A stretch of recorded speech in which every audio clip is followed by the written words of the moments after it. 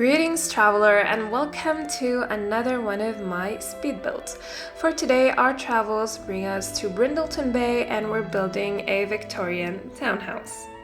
So I was on Pinterest, nothing new about that, and I came across this pin. I just thought that it was the cutest townhouse I've ever seen and I had to recreate it in The Sims. Plus, I wanted a house that is on the smaller scope for today's video, so this was just perfect. And I was looking for some info on the house or images to know what the back and the sides look like. I only found a photo of the front and one photo of the left side, but I did find some interesting information on this house. It was mentioned in an article. I don't remember specifically what it was called or what was it about, but it was one of those top 10 type of articles. And here's what it said. Visiting St. Louis and San Francisco, California, it's hard to miss the famous Gateway Arch. But the real architecture draw may be the historic Lafayette Square neighborhood, lined with colorful Victorian row houses known to locals as the Painted Ladies. Yes, I know it's an interesting name. The district is also home to one of the nation's largest concentrations of French Second Empire architecture. Yeah, that's pretty much what was said in the article. And I was curious enough about the Painted Ladies, so I did some research, and turns out they're also known as the postcard row houses, or simply the postcard row. And when I saw pictures of that, I just thought, damn, this looks incredibly familiar. And then it clicked. Like, this street, this neighborhood it showed a lot in all of the 80s and 90s like movies and TV shows. Probably every single movie and TV show from those decades showed that neighborhood. It's very popular, and one of the most notable sitcoms that included this neighborhood and was filmed there is Full House. I saw that and it immediately clicked. Like, I grew up watching that show, so that's why the neighborhood looked very familiar. And yeah, anyway, I just found that very interesting. The sides of the house, I saw in one of the photos that they're completely like red bricks. So I also did that for this house. Instead of like painting it all in white, I decided to add this red brick on the sides. And the original house was just a box. It was very boxy and nothing interesting about it. So I just decided to attach like a greenhouse to it. Although I'm not gonna use it as a greenhouse, I'm going to put the kitchen in there and it looks beautiful. You're gonna see that when we move on to the interior. So the front side of the house is pretty much a copy of the real house, and that's including that those stairs that lead to the front door. But I did add this low fence just to add some privacy and like a sense of separation from the surroundings. The front yard of the house in the photo was a bit overgrown, so I wanted to do something like that here. So it is overgrown, but at the same time it's well kept, if that makes any sense.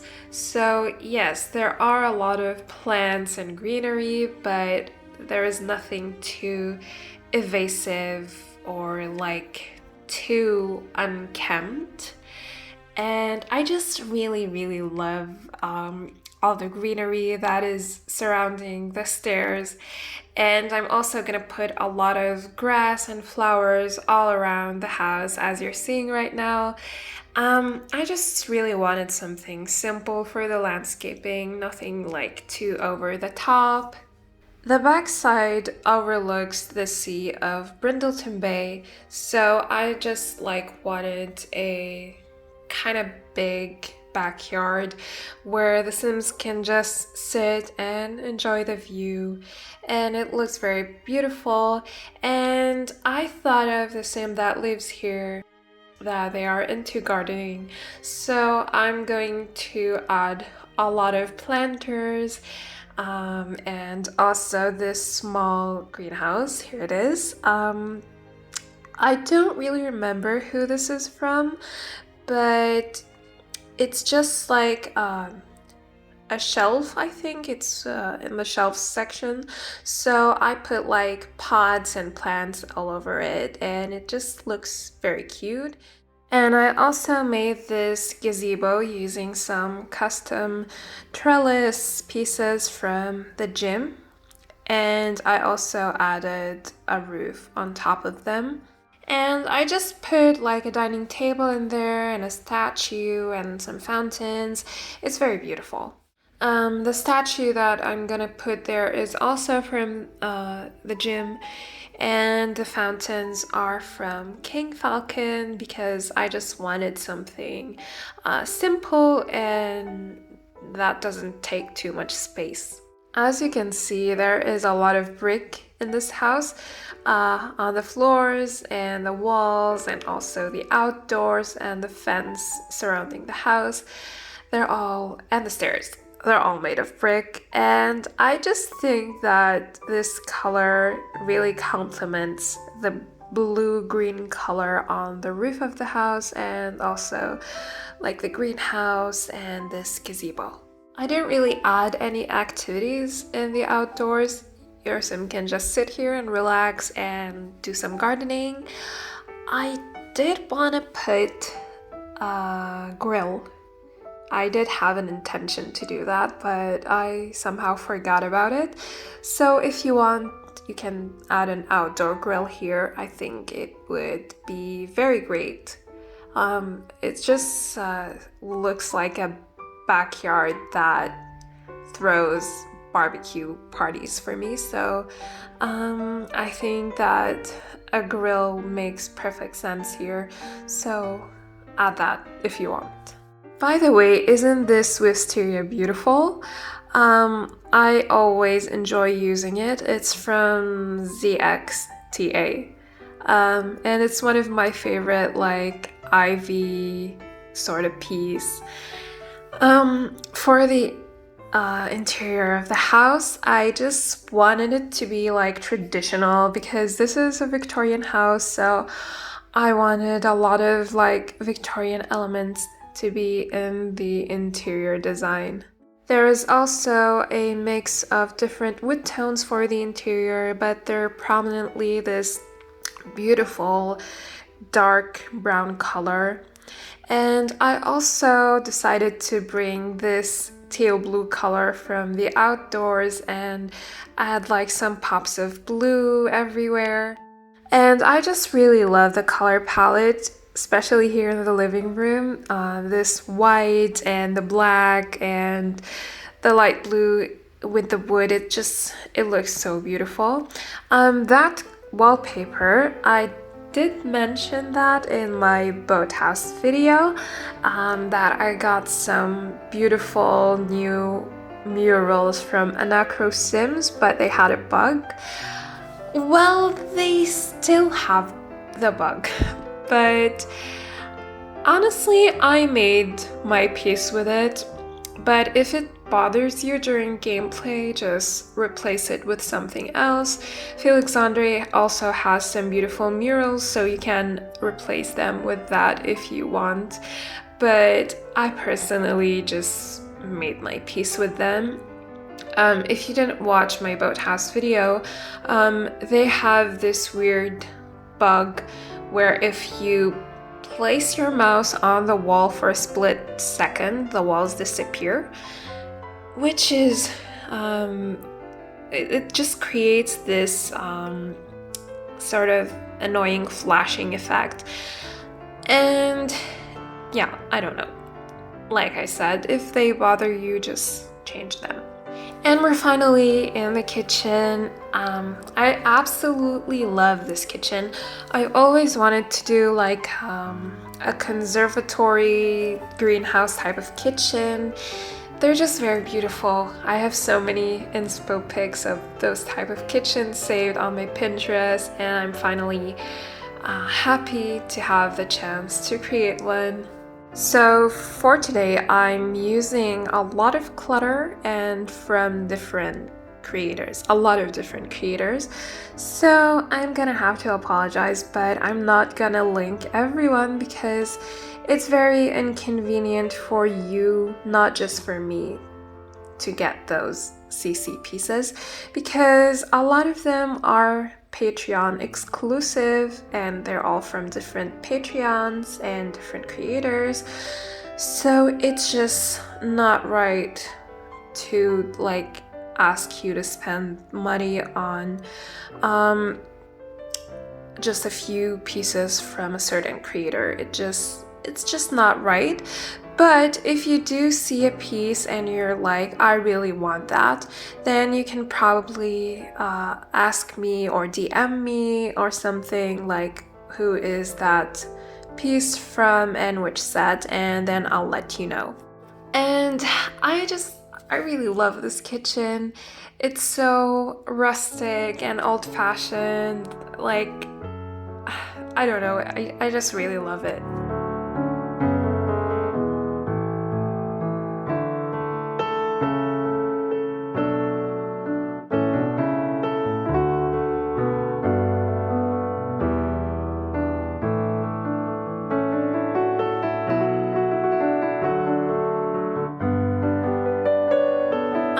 This blue cupboard is actually a bar, but it's not usable because I do place a bench in front of it. But if you want to use it, just remove the bench or move it if you want like a bar in your house. And this cupboard, oh my god, I've had this cupboard for the longest time, but I just never got the chance to use it. I either just forget about it or it just doesn't go anywhere in the house that I'm making. But I'm so happy that I finally got the chance to use it. If I'm not mistaken, it's from Bramblefinch, and I just love it. It's like supposed to be this antique apothecary cabinet sort of thing, and it's just beautiful, and it has a ton of slots for you to clutter up, and I just love it. It's definitely a must-have in your CC folder. And now we're on the second floor. This is where all the bedrooms and the bathroom are. This house actually has 1.5 bathrooms.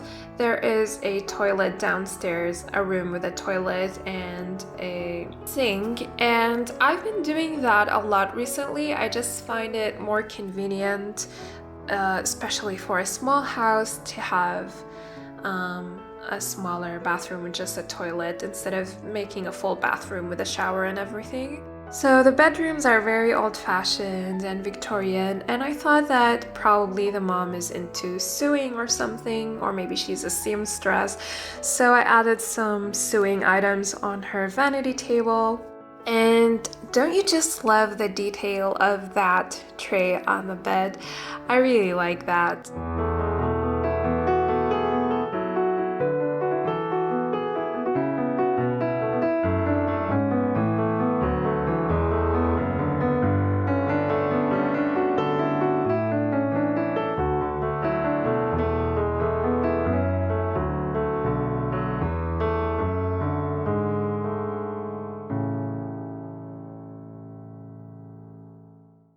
This is the kids' bedroom.